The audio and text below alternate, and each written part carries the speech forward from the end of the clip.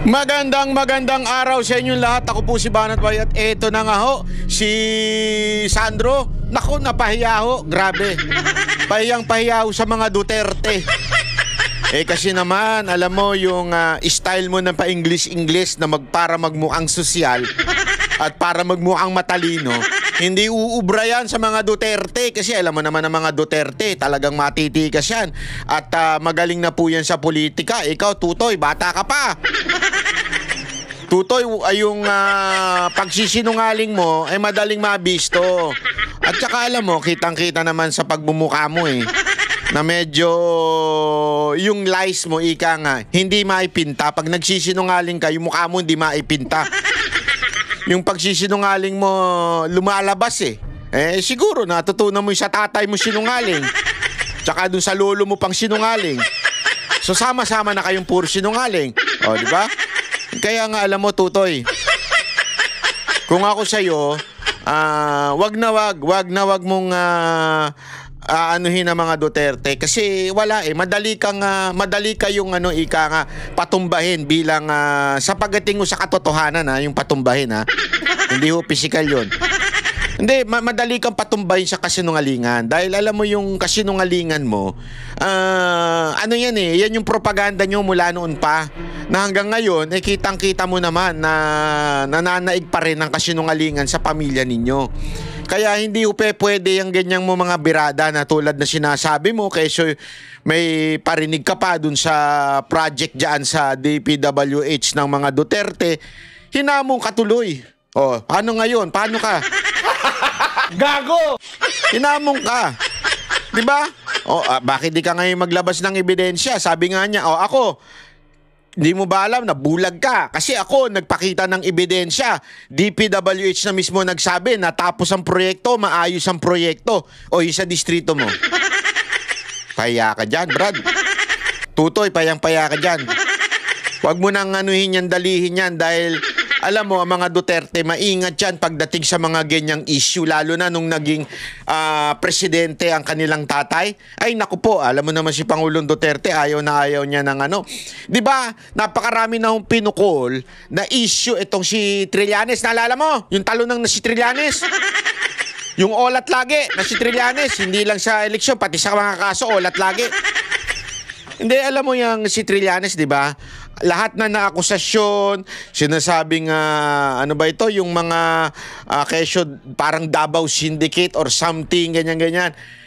Alam mo, kung hindi naman kayo kasi gunggong din, ang mga Duterte, napakaano niyan. Pagdating po sa mga issue, hindi mo yan mabibigyan ng kahit na anong issue kasi nag-iingat po sila. Kasi alam nila na maraming kalaban ang kanilang tatay, lalo na nung naging Pangulo.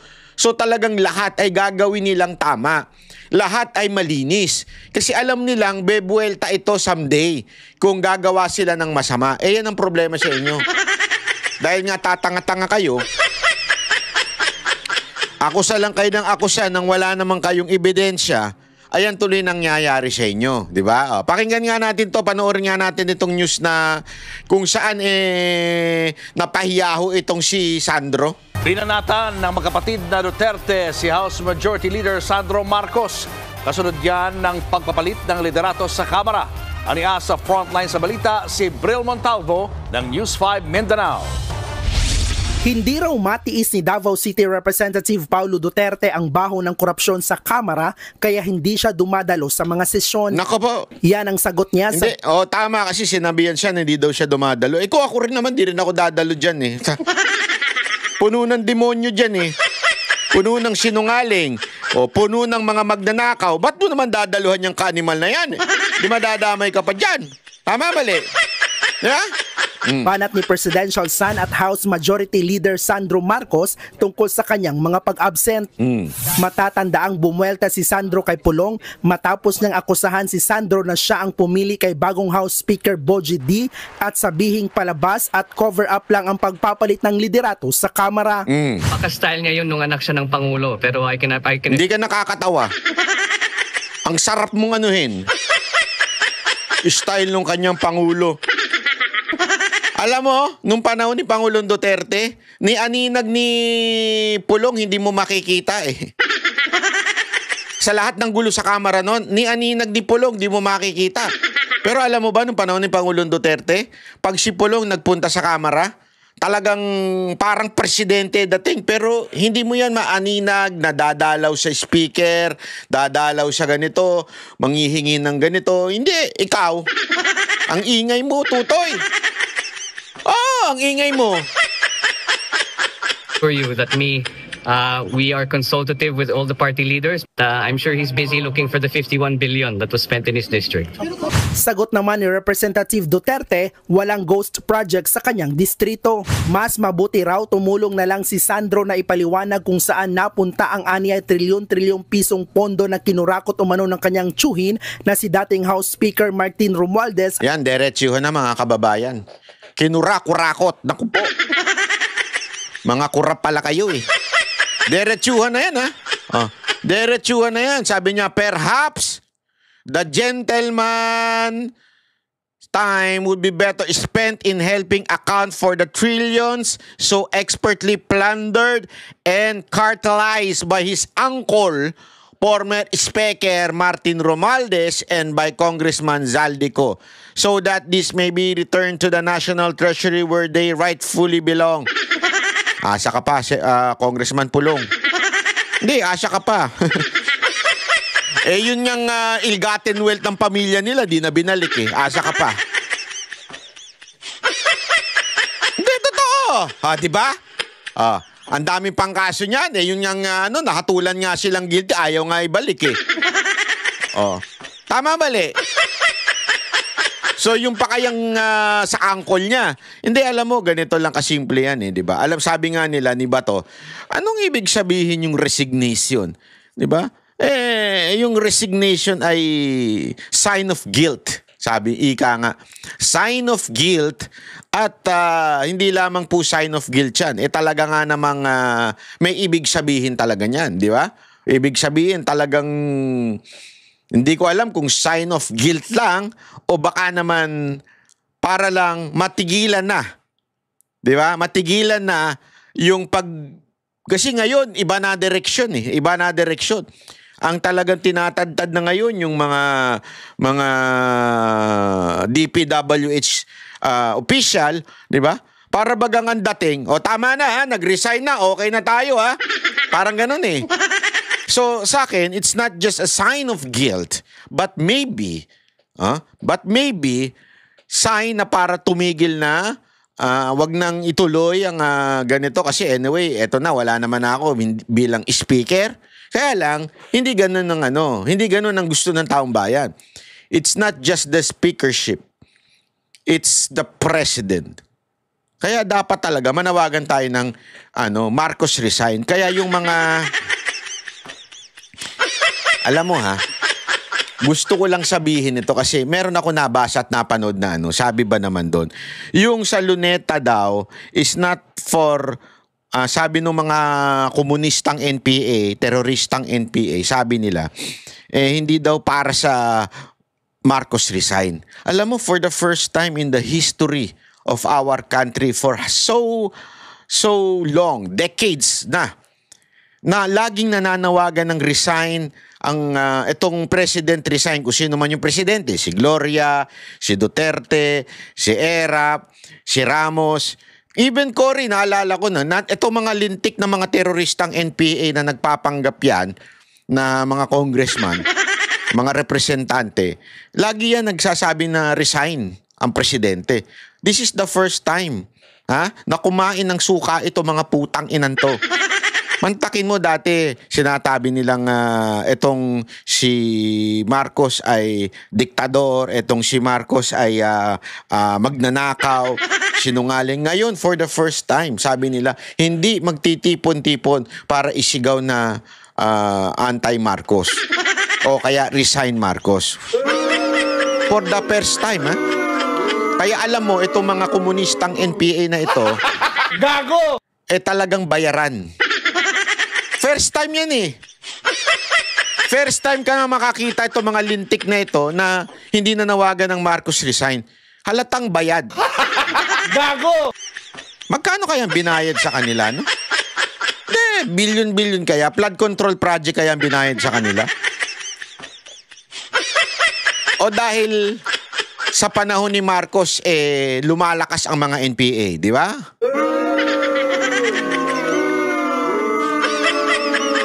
Baka yun ang dahilan kaya gusto nilang wag mapalitan si Marcos kasi palalakasin muna nila yung kanilang mga criminal activities.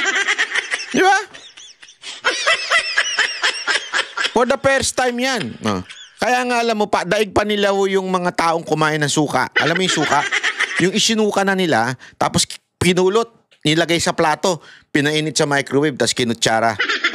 Kadiri ang... Gago! Parang ganyan ang ginawa nila eh. Pinainit lang nila. Di ba? Para press. Yung suka nila, tapos kinain uli nila. Kadiri talaga. Gago! Ni Congressman Zaldico, wala pang bagong pahayag si Sandro. Oy, Zaldico, kamusta na? October 16 ha? Meron tayong hearing, huwag mong kakalimutan. Ha? Nakaabang na sa'yo lahat ng taong bayan kasi hinahanap ka ng lahat eh. Hindi, hinahanap talaga siya ng lahat ng tao. Kaya nga sinasabi ko na dito, October 16 may hearing kami. So dapat sumipot siya. Di ba? Dapat sumipot siya. O, malay mo kaya yung sa mga naghahanap sa kanya, sa Congress, di ba? May mga naghahanap na tao dyan. Yung mga naghahanap na mga congressman sa kanya. O, mga senador na naghahanap sa kanya. O, magalong na naghahanap sa kanya. May hearing kami sa October 16. Diyan sa Legazpi. Malamang pupunta siya. Abangan ninyo, ha? Pero si VP Sara, tila sinigundahan naman ang naging unang pahayag ng kapatid. Ang totoo niyan ay sila lang din yan. Grupo lang din yan ni Martin Romualdez, ni Sandro Marcos, and of course, syempre, papunta na rin yan kay BBM. Sila lang din nag-usap kung ano ang gagawin nila at sila lang din ang nagplano kung anong gagawin nila sa 2026 budget. Sinisisi rin ng busy si Pangulong Bongbong Marcos. Hindi niya dapat hinahayaan yung mga congressman na basta na lang umalis ng bansa o basta na lang mag-resign to evade. Tingnan mo. Tingnan mo yan ha. May sasagot. Tingnan mo kung sino yung sasagot na yun. Accountability. Buwelta naman dyan ang Malacanang. Dapat alam daw ng busy na hindi sakop ng Pangulo ang pagbiyahe ng mga mamabatas dahil sa separation of power. Alam mo, dito sa paglagay nila kay Claire Castro, ito talaga, it only signify one thing. O proves one thing pala. Alam nyo ko ano? Mahinang nila lang si Marcos. Hindi niya kayang sumagot ng mag-isa. Di ba? Kailangan niya ng isang palengkera na mambash kay BP Sara Duterte. Hindi niya kaya sumagot eh. Kaya kailangan niya to. Di ba? Lagi na lang ganyan yan eh. Pambabastos lang ginagawa kay BP Sara Duterte. Kasi nga ho, yung presidente natin iyakin. Yung presidente natin mahinang nila lang. Yung presidente natin is spoiled brat. Takot sa confrontation.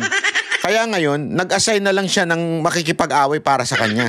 At ang nakakahiya, babae pa. Gago! Mahinang nila lang talaga eh, di ba? Nagtatago sa saya ni Yusek Claire. Kadiri itong presidente na to. Walang kwenta talaga itong presidente na to. Napakahinang presidente, no? Magtatago sa saya nito ni Yusek Claire. Di ba? Ito ang argument niya. O, tingnan natin yung argumento niya kung valid ba, sabi nila. Sabi niya, dapat alam din niya na kailangan ng whole departure order o may kaso. Na, para daw mapigilan.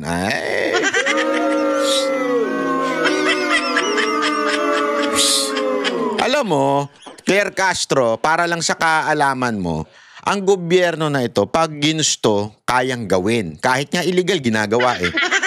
Halimbawa, yung kapag papaalis kay PRRD, yung pagdala sa dahig, illegal yun eh. Yun ay malinaw na illegal. Kasi malinaw na kailangan dalhin muna sa local courts. Hindi mo pwedeng isantabi yun na kailangan dalhin sa local courts. Any accused facing criminal charges, kailangan mong bigyan ng due process. Hindi binigyan si PRRD ng due process. Dinala, binitbit, without anything As in, hindi pinayagan ng abogado, hindi pinayagan ng anak, walang medical, wala lahat. Kaya nga sila kinakasuhan ngayon eh. Diba? So, ibig sabihin, kung gusto, kayang gawin kahit illegal. Gago! So, ang ibig lamang pong sabihin yan na hindi nila pinipigilan ng pag-alis ni Zaldico o sino man ay dahil hinayaan na lang nila. Hinayaan na lang nila dahil kagustuhan din nilang mawala na yan, hindi na magsalita yan para hindi masumbong ang talagang pinaka-mastermind. Pinaka na mastermind pa. Alam naman natin kung sino yun, di ba? So yan ang dahilan kung bakit wala rin naman daw hold departure mula sa korte. Si VP Sara nga raw mismo ay nakailang biyahe na sa ibang bansa kung saan gumastos na ang gobyerno ng 7.4 million pesos para sa kanyang security at OVP personnel. Anong kinaugnayan niyang statement mo na yan? Ang pinag-uusapan natin dito ay mga congressman. Bakit siya na naman? Talagang obsis ka, no? Obsis na obsis ka kay VP Sara Duterte. Siguro gusto mo rin maging vice president, no? O kaya maging politician. Kasi yung grabe yung obsession mo eh. Malaking bayad ba sa'yo? Malaki ba yung binabayad sa'yo ni Marcos kaya ganyan kaka-obsess kay VP Sara Duterte? Banat ba? Matindi ang akusasyon mo? Hindi, bayad, salary. Di ba? Malaki ba yung salary mo? Talagang pangarap mo talagang i-bash ng i-bash? Alam mo, sabi ko sa'yo, this will be your ending. Alam mo, ito papayuhan lang kita ha. Makinig ka sa akin na mabuti. Etong si Marcos, destined na bumagsak ito. Dahil alam mong wala siyang magandang ginawa, wala siyang maidudulot.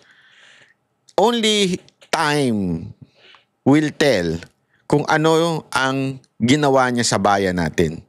Yes, maybe now he is in control, in power. Pero darating ang panahon. Tingnan nyo si Torre. Ano nangyari? Diba? Tingnan nyo si Romualdez. Ano nangyari? Madam, for your information, yan din ang ending ni Marcos. Mas matindi pa ang lalakpak. Di ko tuloy masabi. Ilalagapak niyan pagdating ng panahon. Diba? Pagkatapos ng kanyang presidency, siguradong isang katerbang kaso, isang katerbang kung ano-ano mapupunta dyan sa mama na yan. At masasabi at masusulat yan sa kasaysayan na ikaw ang kanyang attack dog. Gago! Nakakahiya, madam. Diba? Sinira mo yung pagiging abogado mo. Wala nang kukuha sa'yo. Anyway, magbablog ka na lang na magbablog. For sure. Oh. Yan naman din ang pangarap mo eh. Sumikat na vlogger kaya ka nagbabablog-vlog dyan eh. Darating ang panahon, tinan mo. Baka maniwala ka sa akin. Darating ang panahon pagsisisihan mo yung decision mo. Muli namang lilipad pa Japan si VP Sara mamayang gabi para sa 2-day rally doon ng mga Pinoy. Nagbabalita... Bakit? Vice President siya ng lahat eh. Hindi lang naman ng mga Pilipino dito ah. Bakit ba? Oh, di ba? Oh. Kami ang boses ng masa, hindi natatakot. Katotohanan lang, di kami nalulunod. Walang bahid ng sismis, lahat ay totoo. Kahit sino ka pa, pag mali ka babanatan ka. Walang pinipili kulay, wala kaming kinikilingan. Basta para sa bayan, kami lalaban. Pagdama palakpakan, pag mali banatan, di matitinag, di matatakot. Para sa bayan, tuloy ang sigaw. Sa harap ng kamera, walang halong takot. Mga baluktot, lahat kayo'y tutumba. Ang hustisya at totoo, yun lang ang mahalaga.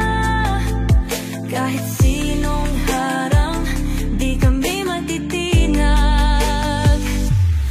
ang pinipiling kulay, wala kaming